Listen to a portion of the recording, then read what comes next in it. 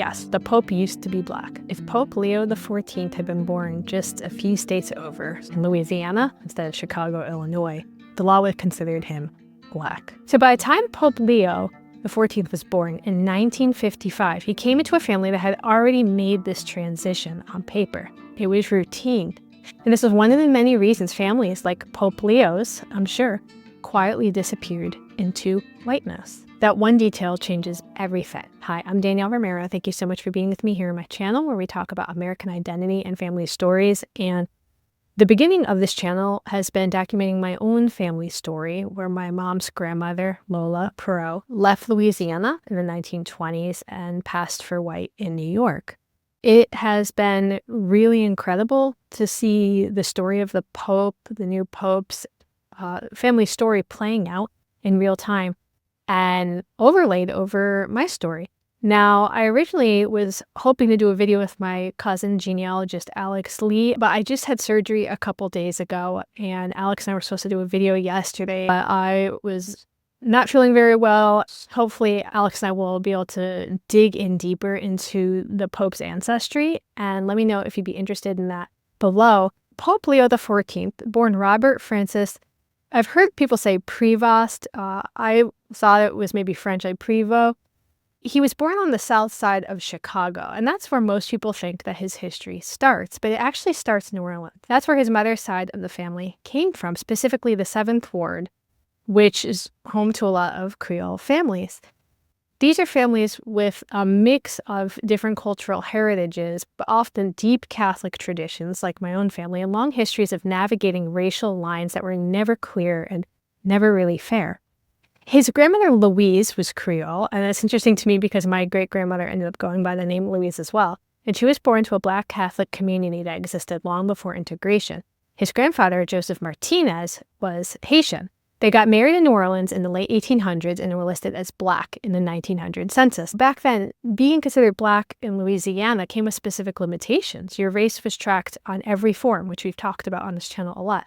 It shaped how you were treated by the state, where you could go to school, what hospitals you could enter, who you could marry, because if you were considered Black, no matter what the percentage was, right, one drop rule, you could not marry someone who was considered white. His family ended up moving to Chicago, and by the 1920 census, their racial identity on paper had changed from Black to white. This is exactly what happened to my great-grandmother. This is something that a lot of Creole families did when they moved north. It wasn't necessarily a public decision, and it doesn't always mean they denied who they were, but the system offered them a kind of invisibility, and in many cases, people took it.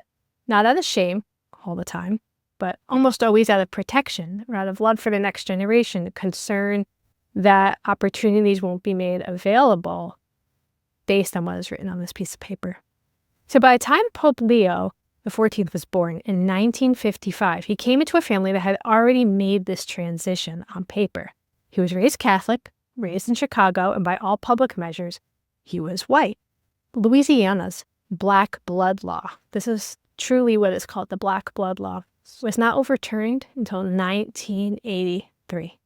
If Pope Leo XIV had been born in Louisiana in 1955, and anyone had been made aware of his family story, his roots, he would have been labeled Black or colored, like on his birth certificate. But that's not the whole story, because it never is the whole story. So here's where things get more real. It wasn't just about perception. It was about escaping something very specific. So from 1949 to 1965, so right during the time period where Pope Leo XIV, when he was born, there was a woman named Naomi Drake, and she ran the Bureau of Vital Statistics in New Orleans. And what she did at that time had consequences for thousands of families. She took it upon herself to police racial identity. She literally kept a list of Creole family names that she considered questionable. And if your name showed up on that list, she would pull your records. She would check your family tree. She would check birth records, marriage licenses, church baptisms. She would even check where your ancestors were buried. If she had found even one relative of yours marked colored, she could, and often did, change your racial status. And this isn't just a symbolic mark on a piece of paper. If she reclassified you as Black, you could be denied a birth certificate. Without that birth certificate, as a child, you couldn't go to school. As an adult, you couldn't get married. You couldn't apply for jobs that required documentation. You couldn't even be buried in the cemetery that maybe your family had used for generations because you were going from white to black. This was completely legal at the time. It was routine. And this is one of the many reasons families like Pope Leo's, I'm sure, quietly disappeared into whiteness. The one-drop rule made it so that even the idea of a black ancestor, the possibility of a black ancestor, someone even 5 generations back, could determine how the state treated you. And this law was staying in place, like I said, in Louisiana until 1983. That's nearly 30 years after Pope Leo was born. It was only 3 years before I was born. So when people talk about race today, like it's just a matter of like personal identity, I think about that because I think about how much of it wasn't about how you felt or what you look like, but it was what the government decided to write down about you. Now we're in this surreal place where the Pope, a man whose bloodline was once subject to literal inspection by the state, now sits at the top of an institution that once refused to acknowledge people like him. There hasn't been an official statement from him about this. I wonder if he doesn't really know his family's story or maybe how his grandparents were documented and were redocumented when they moved to Chicago. I think for a lot of us with family from the South, that's what survival sounded like. It sounded like not asking, like protecting names, protecting photos, protecting the parts of the story that don't fit neatly into the categories the world has handed us. And the one-drop rule might be gone legally, but the habits that it has created are still there. When I look at Pope Leo XIV, I don't see a headline. I see what happens when a system tries to erase a story, but that story still finds its way back to the top. So, yes, the Pope used to be black. Maybe not in the way that he talks about. Maybe not in the way that fits the way we usually tell these stories. But if you understand the rules that our country has played by, or if you've lived in the shadow of these rules, you understand what that means. When we talk about Pope Leo, we're not just talking about this big religious figure, although it's exciting to have an American Pope. We're talking about migration. We're talking about a family that did what so many others did. They adapted, they rewrote, they survived. I see a contradiction that we're still trying to understand.